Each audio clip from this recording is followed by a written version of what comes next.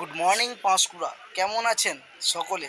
আপনাদের কাছে নিয়ে চলে এলাম পাঁশকুড়া রেল স্টেশনের ভিডিও। কারা কারা এখনও পর্যন্ত পাঁশকুড়া স্টেশন দেখনি অবশ্যই কমেন্ট করে জানাবেন, এবং এই ভিডিওটা আপনার জন্য।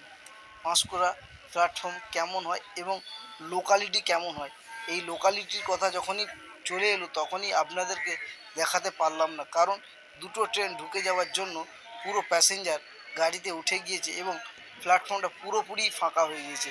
এর জন্য আপনাদের কাছে দুঃখিত।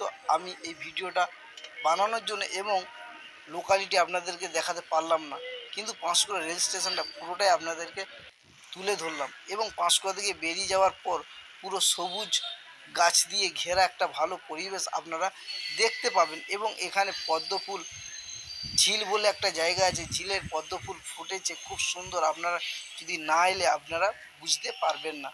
চলো, ভালো থাকবেন, সুস্থ থাকবেন, এই কামনাই করি ঈশ্বরের কাছে আপনাদের জন্য।